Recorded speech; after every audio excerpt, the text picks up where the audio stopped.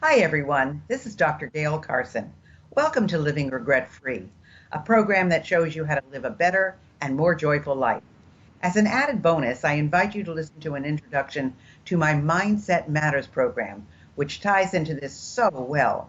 Go to www.sobmindset.com. It's free, and I know you will enjoy it.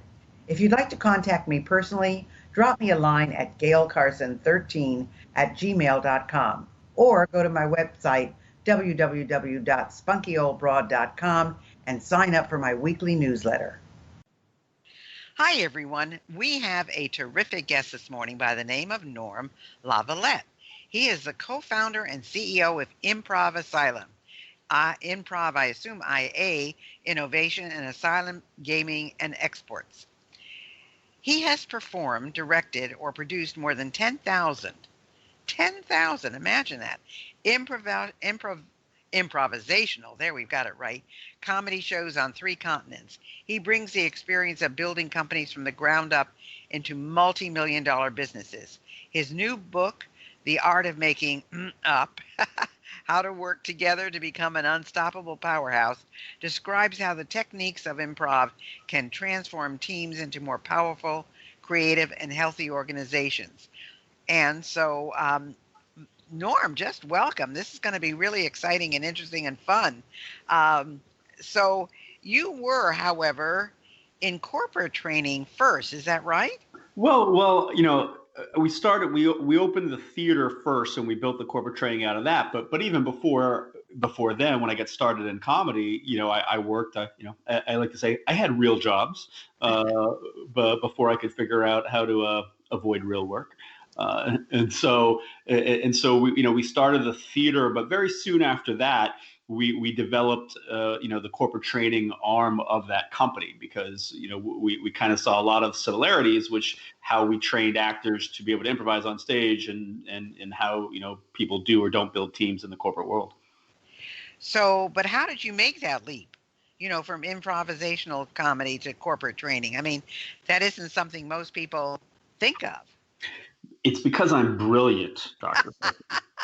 No, Well, it's that's not good. that at all. It is not that at all. When you read my bio, it sounds so fancy, like 10,000 shows. I'm like, and really, really, mostly, I just want to take naps. So the way you read the bio is more impressive than how I usually feel. The way sort of paint the picture for yourself and also for your listeners is if you come down to a show at Improv Asylum, it's an improv and comedy theater in Boston, Massachusetts. We also just opened one in New York City about 6 months ago. But if you go down to the theater right in Boston, it's a basement theater. It's perpetual night. You're surrounded by 200 people. They're drunk and they're yelling stuff at you. And so, the question becomes, well, how do you create in such a pressurized moment? How do you deliver a product? And because improv comedy, unlike stand-up comedy, it's a team sport, so we're on stage together. We train long and hard on the skill set of listening to each other, negotiating, coming to an agreement on an idea, and moving it forward in a way that we both own it. And so, we kind of looked at those exact same skills and whether, sure, we use it for comedy, but those exact same skills can be used for any group of people that are looking to, produce something together. And what we knew is just from a practical business standpoint, as a performer, sure, you can do your live shows, but that's a very limited use of your IP, as it were. So we knew, like, well, we got to find other ways to quite frankly get our ideas out there and figure out how to make money on them. That's so interesting. I went to school in Boston. In fact, I was just up there for my 60th college reunion, if you Where'd can you go to imagine. school? I went to Emerson College. So, Oh, wonderful. yeah. So, and of course, they now have all these comedy courses and things like that. But I can just picture it because I know so many of the theaters there are very non-conventional, and Mhm. I can just see everybody hooping and hollering and carrying on.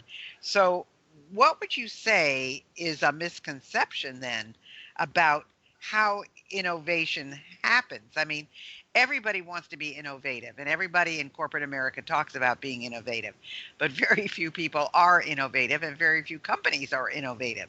So, what is how do you get them to think this way? And do you see the results of it after you leave? Because I know when I did all the corporate training that I did, um, I went in there, they loved me, I was the flavor of the month, and nothing changed. So I'm just wondering what happens in your situation. Yeah, I think everybody, the buzzword, the catch-all of innovative is such to the point where it's not innovative to use the word innovative anymore, right? I mean, Right. it's kind of doubled back on itself. For me, and especially what we focus on, whether it be with our own actors or the companies that we work with, innovation starts first and foremost not by thinking, but by listening. And that, I know it sounds counterintuitive, but that's the biggest thing that we talk about is this ability to listen. I like to make things simple. Thinking, hard. Listening, that's something we can do. And in improvisation, what makes the best improvisers are not people that necessarily are the fastest thinkers or the funniest or the wittiest. What we say is it needs to start with the ability to truly listen and try to gain some kind of understanding of the situation or the person opposite you. That's where innovation starts. It starts by listening, and listening obviously can be a narrow term, me listening to you, or it can be a much broader term, which is me listening slash observing the world around me, and then finding some things that inspire me, right? And so that to me is the biggest misconception in innovation is you have to think of new things. Now you kind of got to listen, and if you start listening, oddly enough, things start to come to you. So that's number one. And then number two, yeah, look, hey, I hold no illusions with our corporate training. Some people come in and same thing. It's a flavor of the month. They have a great time, and then they move on to the next thing that they want to do, and that's okay. I mean, the good thing about what we do is everything that we do is ultimately fun and funny. And hey, if we take you through a session and the only thing that you remember is the fact that you and your team had a great time and you laughed, that's valuable. So that's good. I think that the people that get the most out of working with us are truly those companies or those people that are looking to try to find a new way to approach the work and approach collaboration. Those that hire us, we have some clients that hire us again and again and again. Well, now we can start to get into the DNA of their company. If we're one and done, okay, that's fine, and we have a good time and we move on.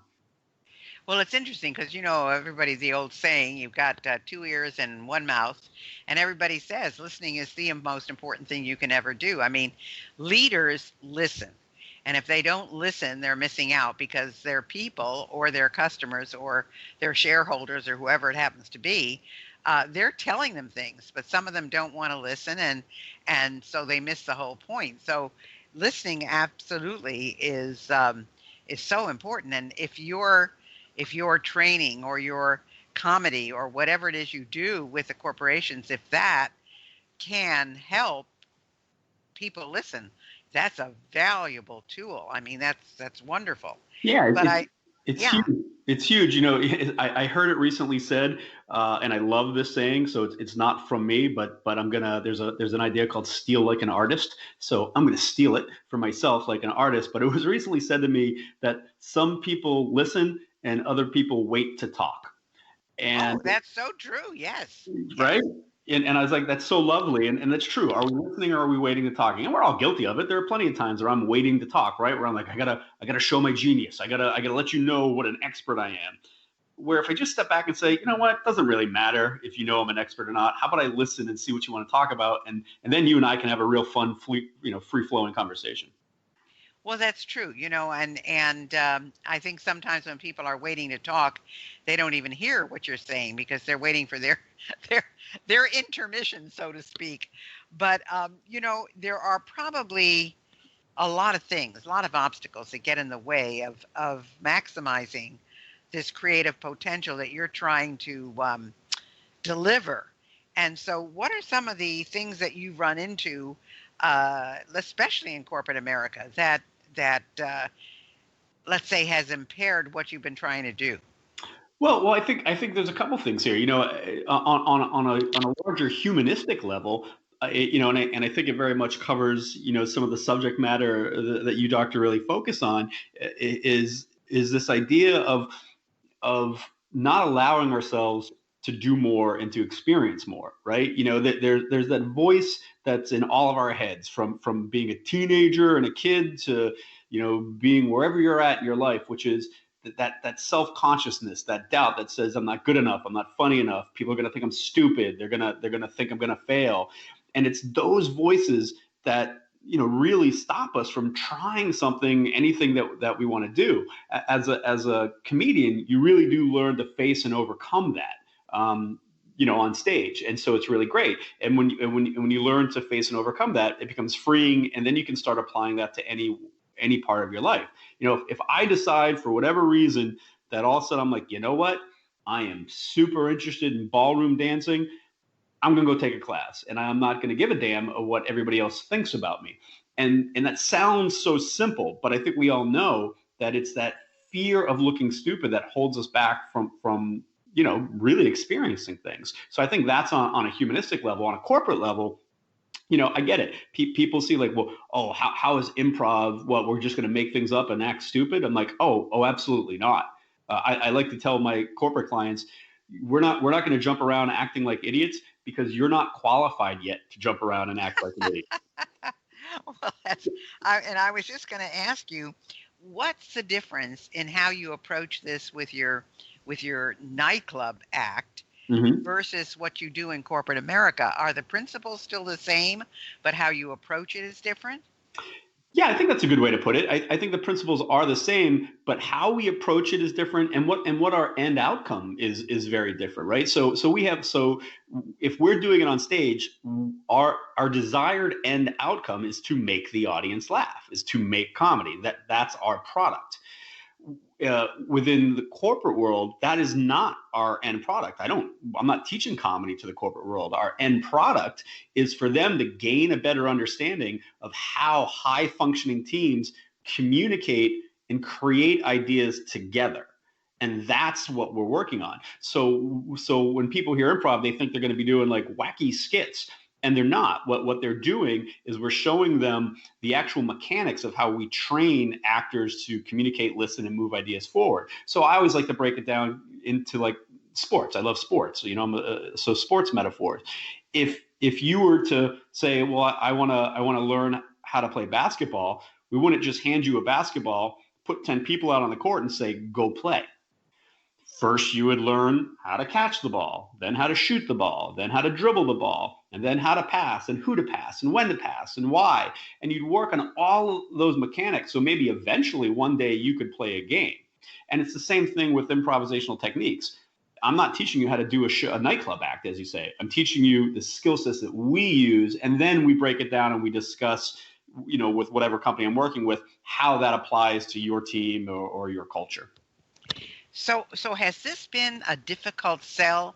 I mean, do companies come to you, or do you go out and market to them and say, look, this is what I can do for you? Because I would think that would be a tough sell for a lot of companies. It really isn't. The majority of our work is in that part of our company is companies coming to us, and we do a little bit of outreach, but we're so busy.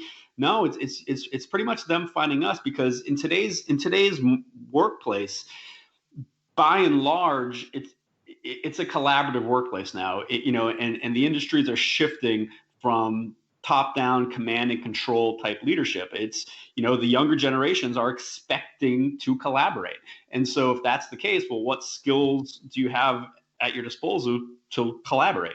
And so now our client list goes from Google to Bank of America to Fidelity to Facebook. Those are the huge blue chip ones, down to small companies. But I think people really understand the value of, well, if we're going to build a team, we probably should think about what are other organizations out there that also build teams for a living, right? And that's what we do. We build teams for a living to go on stage. So when you go into a company and you work with them on this, Is it one session? Is it many sessions? Is it over a period of time, like 3 months, 6 months, a year? How does all of this take place? It can be any number of those. Typically, we have what we call our core program, where a company comes in and we run about a 3-hour program, and usually that's a test of the waters, right? Companies saying, okay, I think this might, some team leader pitched it to their boss, and their boss is like, I don't know, but I guess I'll let you try it. Uh, and then we come in and we do kind of our core program, and it goes great. Everybody loves it. And that's usually when a company says, okay, how do we start to spread this, company wide? How do we start doing this at multiple intervals, both for our existing teams and more people in the company? So, if you look at some folks bring us back quarterly, and a lot of times it's about trying to expose us to as many people in the company as possible, so that we're all starting to speak the same language. So it's really both. We can get hired as one-offs, or we can get hired to really be embedded within the company. And it just, clearly the more people in the company understands it, then they can get onto the same page quicker. So how do you know when an idea is worth pursuing? I mean, is this in this 3-hour session, for example, do they come up with something tangible and then put it into effect, and then that's why they want to bring you back, or is it just kind of a taste? A lot of it is a taste, and also the mechanic, and we're teaching them mechanics to find ideas. So what typically happens is, we're brought in, company X has a 3-day seminar to go over a bunch of different stuff, and some of that might be new ideas. So they bring us in early because we understand the mechanics of, and we can teach the mechanics of how new ideas are generated. We give them the tools, then they go on, and then they might say, okay, now we're going to bring it to one of our sessions, and we're going to use some of these tools that Improvisational just taught us. So I think that's how it often works. And when you say, how do you know it's a good idea or not? Well, that's the magic bullet, right? And I don't know that there's one correct answer for that. What I will always say, though, is ideas at their inception are value neutral, right? An idea, as we first think of it, it's not a good idea, it's not a bad idea, it's just an idea. It may turn out to be a good idea. It may turn into being a horrible idea. But the point is, if we shut all ideas down right when they start, we don't give ourselves the opportunity to find great ideas. And that's a lot of what we talk about, is saying, how do we foster ideas in the beginning, get a bunch of things surfaced, then we'll start to add, values of whether they're good or bad, or they can be executed or not. But it's this idea, the concept of not shooting ideas down at the very beginning of their inception. Wow. So how will you know if you're successful at what you're doing? I mean, what is the end result? Do people come up to you and say, wow, this was amazing, or I never thought about this before, or what is the reaction? Well, we get a lot of that. So certainly at the top level, it's great when it's like, this is amazing, this is great. But what my favorite compliment is? Because look, doctor, I'm a realist, right? I'm not, I'm a simple guy, and I like to think in simple ways. The best compliment that we get is, somebody will come up to me after one of these sessions, and they'll say, you know what? This wasn't nearly as painful as I thought it was going to be. And I'm like, yes, I absolutely get it. Right. And while it's always lovely when someone says this is incredible and it's mind blowing, I like that one the best, because it acknowledges that, hey, look, when we hear corporate training, a lot of people, right, we're like, ugh, corporate training. And then when you throw improv on top of that, you hear like, oh no, improv, like, how do I get out of this? And so when somebody comes in and says that wasn't, I'm like, yeah, that's exactly what I want you to think. I'm opening your mind a little bit. We all have preconceived notions of what we think something is. It doesn't matter if it's a corporate training, an improv training, going to a restaurant. And it's really great when somebody opens up their mind enough to be like, wow, this was not what my preconceived notion of it was. Now, if they love it and they can apply it, that's all gravy. But I like to start there. So this show is all about, living regret-free. How do you think what you do helps people live a more regret-free life? Well, and that's why I say I think so much of what we talk about and how we approach improvisation and just what I've done with my career in general, it's such a one-to-one connection to living regret-free. Is for me what living regret-free or as close to as possible means is I'm opening myself up to trying stuff and failing and not worrying about the judgment of everybody else. Because if you think about it, so often it's the judgment of everybody else that causes us angst and anxiety and problems, which then has us not try things. And for me, even within my own career and starting Improv Asylum, co-founding it, I was 26 when we started the company, and even then, I really remembered. Right, I was like, look, I just want to be 40 and know. I want to know if it was successful. I want to know if it failed, but I don't want to be 40 and wondering, oh, what would have happened if I would have pursued that? And I think that that's what improvisation allows you to do in terms of our philosophies, which is to go ahead, try things, and take steps, and not worrying about failing. The thing that I always like to say is the first step to greatness is sucking. And if you're not willing to suck, you ain't never going to be great. Well, it's true. You have to fail before you succeed. That's for sure. But how did you were you always into comedy and improvisation, or what did you do in your before life, so to speak, before Yeah. 26? Yeah, I was. I talk a lot. I talk a lot about that in the book, The Art of Making It Up. The SH is silent, and I talk a lot about a lot of these things. Right, you can't identify until you've got some space behind you, and you look back on the patterns in your career. But look, I came from a lower blue collar family. My dad was a truck driver. My mom worked on the auto factory line. There's nothing that would have said that I would be doing this kind of stuff. But one thing was for certain was I was constantly surrounded by really funny people. My mom was hilarious. My dad was super funny. And that was a prize thing in the family, which you kind of noticed early on as a kid, which was if you could make people laugh, you had a seat at the table with the adults. And my mom came from a family of 19 kids, and Wow. and they're all loud little French Canadians. Those are my people. And if you were funny, it didn't matter if you worked on the auto line or if you were a diplomat.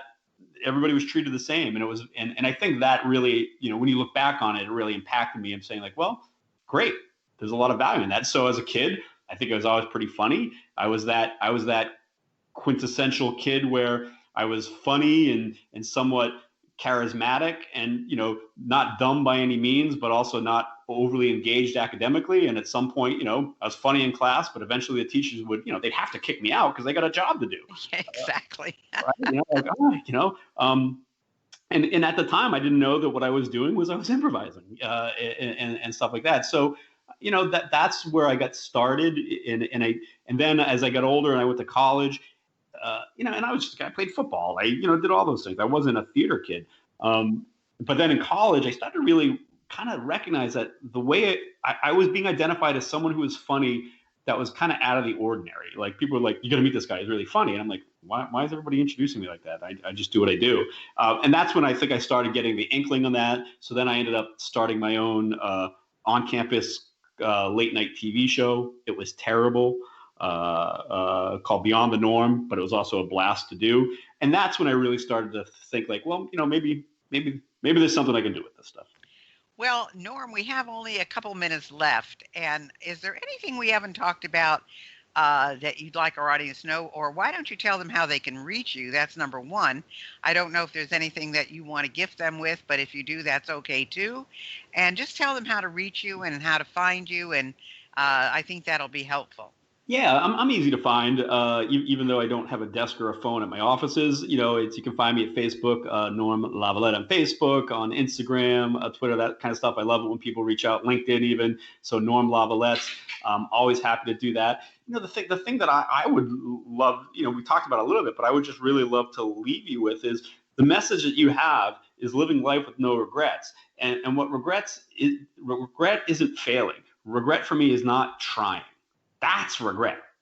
right? And I think that if we allow ourselves the freedom to try, and to hell with what other people think about what it is that we're trying, as long as it, essentially it's like the rules I use with my daughters. If it doesn't hurt yourself or other people, I'm going to support it. And that's what I would say is give yourself permission to try that thing and see where it goes, and don't worry about what everybody else thinks. Oh, I think that's great. And for those of you that want to know, the La Violette is spelled LAVIOLETTE. So, get all those uh, letters in there so you can find him. That would be great. Yeah. We can say it fancy like my sister, La Violette. Oh, yeah. Okay. I say it simple, La Violette, but it's La Violette, and Norm La Violette, and in Boston, and you can find me and connect me, and I'd love to hear from people. And you can get the book wherever you're, Barnes Nobles, and Amazon, and if you're nice enough, hell, I'll drive you a copy. I don't care. Well, thanks for being with us, Norm. It's been wonderful. And I'm sure that our listening audience appreciates what you're doing, especially when you're doing it for corporate America, because they need all the help they can get. So thanks for being with us, and enjoy. Thanks for having me. It was great. Thanks for listening, and I hope you enjoyed today's show. I choose my guests carefully, so if you have someone you'd like me to interview, please drop me a line at gaylecarson13@gmail.com. In the meantime, check out my intro program, Mindset Matters, at www.sobmindset.com. See you next week.